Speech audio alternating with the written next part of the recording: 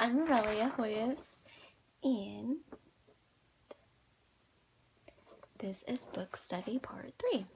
Okay, so I will start discussing first question, or my first question. How can empathy play a part in teaching? Okay, so I think it can play a part in teaching by really helping to understand your students better and to help you help them in a better way than you possibly can. I think it's really important to have empathy in the classroom as well, in general, just because, like I said, it just helps you to better understand your students. And not only that, because, empathy is about kind of almost feeling someone else's feelings as if they were your own. And we always can help someone else better, especially if we've been in that whatever position before, or we felt that feeling before. And so, that's how it, helps you help them in a better way, because you feel their feelings almost as if they were your own. And for example, perhaps in the future I could be teaching something that one of my students doesn't understand very well, or is struggling with, or doesn't feel capable of experting, of being an expert, that can come into play, could reassure him that, it's okay, like we've all been there, and of course we've all been there, we feel like we can't do it. You just need some help, you need some encouragement, and that's just an example though. Off track. Anyways, next question. What is more important, good behavior or good learning? And I really thought about this one for a while. It's a kind of a trick question, and honestly, I think good learning is better than good behavior, and this is why. So, not trying to bash on Burville or anything, because we do have a great school district.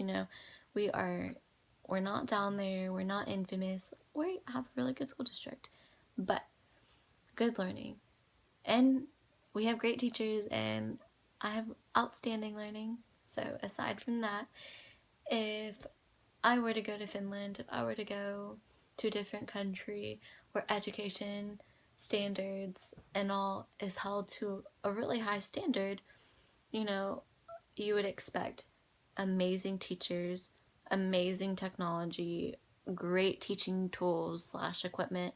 I mean, if you're up there, you expect everything else to be just as up there, if not further up, right? So I would feel that good behavior would just come into play. It would follow good learning, because in a good learning environment,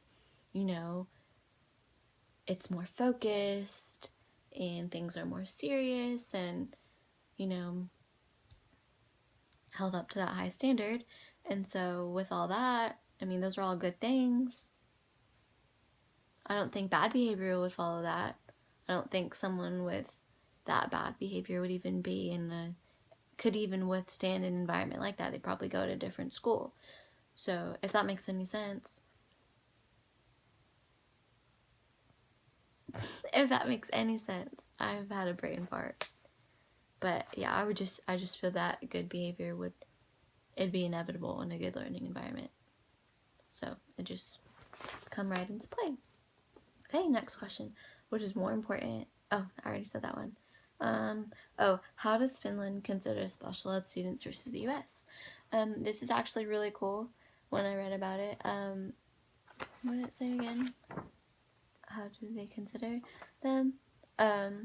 They definitely hold them okay, I'm going to start saying standard every sentence or so, but they definitely hold them to a higher standard. And almost like, how do I say it? I don't think that grammatically makes sense, and it's gonna drive me crazy if I don't say it correctly. It's almost like, not that, especially me, not that I don't hold special ed kids to higher importance, because I definitely do. But it's almost like Finland does more than the US. I assume that our country as a whole pretty much just kind of, in their class, in the schools, we just have like a hallway for special ed students or a classroom, and we almost kind of isolate them. And I don't know if